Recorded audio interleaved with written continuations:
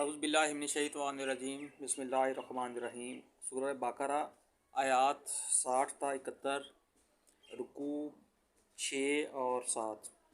یاد کرو جب موسیٰ علیہ السلام نے اپنی قوم کے لیے پانی کی دعا کی تو ہم نے کہا کہ فلاں چٹان پر اپنا عصا مارو، چنانچہ اس سے 12 چشمے پھوٹ نکلے اور ہر قبیلے نے جان لیا کہ کون سی جگہ اس کے پانی لینے کی ہے۔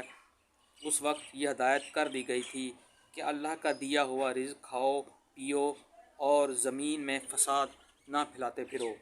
یاد کرو جب تم نے کہا تھا کہ موسیٰ علیہ السلام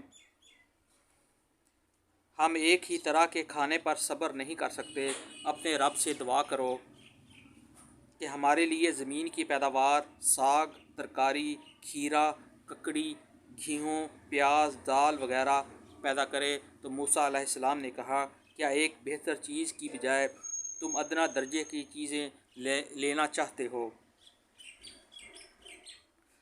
اچھا کسی شہری آبادی میں جا رہو، جو کچھ تم مانگتے ہو وہاں مل جائے گا۔ آخرکار نوبت یہاں تک پہنچی کہ ذلت، تو خواری اور پستی و بدحالی ان پر مسلط ہو گئی، اور وہ اللہ کے غضب میں گھر گئے۔ یہ نتیجہ تھا اس کا کہ وہ اللہ کی آیات سے کفر کرنے لگے اور پیغمبروں کو ناحق قتل کرنے لگے۔ یہ نتیجہ تھا ان کے نافرمانیوں کا اور اس بات کا کہ وہ حدود شرع سے نکل جاتے۔ یقین جانو کہ نبی عربی صلی اللہ علیہ وآلہ وسلم کو ماننے والے ہوں یا یہودی عیسائی ہوں یا صابی، جو بھی اللہ اور روز آخر پر ایمان لائے گا اور نیک عمل کرے گا، اس کا اجر اس کے رب کے پاس ہے، اور اس کے لیے کسی خوف اور رنج کا موقع نہیں۔ یاد کرو وہ وقت جب ہم نے لوط کو تم پر اٹھا کر تم سے پختہ عہد لیا تھا۔ یاد کرو وہ وقت جب ہم نے طور کو تم پر اٹھا کر تم سے پختہ عہد لیا تھا اور کہا تھا کہ جو کتاب ہم تمہیں دے رہے ہیں اسے مضبوطی کے ساتھ تھامنا، اور جو احکام و ہدایات اس میں درج ہیں انہیں یاد رکھنا۔ اسی ذریعے سے توقع کی جا سکتی ہے کہ تم تقوی کی روش پر چل سکو گے،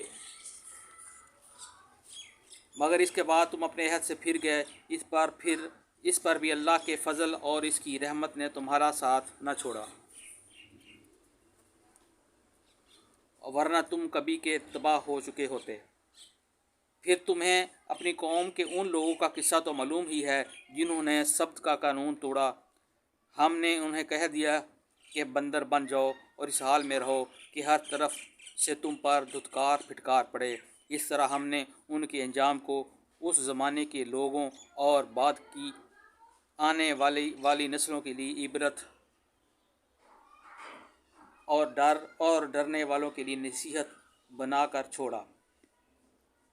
پھر وہ واقعہ یاد کرو جب موسیٰ علیہ السلام نے اپنی قوم سے کہا کہ اللہ تمہیں ایک گائے ذبح کرنے کا حکم دیتا ہے، کہنے لگے کیا تم ہم سے مذاق کرتے ہو؟ موسیٰ علیہ السلام نے کہا، میں اس سے خدا کی پناہ مانگتا ہوں کہ جاہلوں کی سی باتیں کروں۔ بولے، اچھا اپنے رب سے درخواست کرو کہ وہ ہمیں اس گائے کی کچھ تفصیل بتائے۔ موسیٰ علیہ السلام نے کہا، اللہ کا ارشاد ہے کہ وہ ایسی گائے ہونی چاہیے جو نہ بوڑھی ہو نہ بچیا بلکہ اوسط عمر کی ہو، لہٰذا جو حکم دیا جاتا ہے اس کی تعمیل کرو۔ پھر کہنے لگے، اپنے رب سے یہ اور پوچھ دو کہ اس کا رنگ کیسا ہو۔ موسیٰ علیہ السلام نے فرمایا، اس کا رنگ زرد رنگ کی گائے ہونی چاہیے جس کا رنگ ایسا شوخ ہو کر دیکھنے والوں کا جی خوش ہو جائے۔ پھر بولے، اپنے رب سے صاف صاف پوچھ کر بتاؤ کیسی گائے مطلوب ہے، ہمیں اس کی تعین میں اشتباہ ہو گیا ہے، اللہ نے چاہا تو ہم اس کا پتہ پا لیں گے۔ موسیٰ علیہ السلام نے جواب دیا، اللہ کہتا ہے وہ ایک ایسی گائے ہے جس سے خدمت نہ لی جاتی، نہ زمین جوتتی ہے نہ پانی کھینچتی ہے، صحیح سالم اور بے داغ ہے۔ اس پر وہ پکار اٹھے کہ ہاں اب تم نے ٹھیک پتہ بتایا۔ پھر انہوں نے اسے ذبح کیا، ورنہ وہ ایسا کرتے معلوم نہ ہوتے تھے۔ صدق اللہ العظیم۔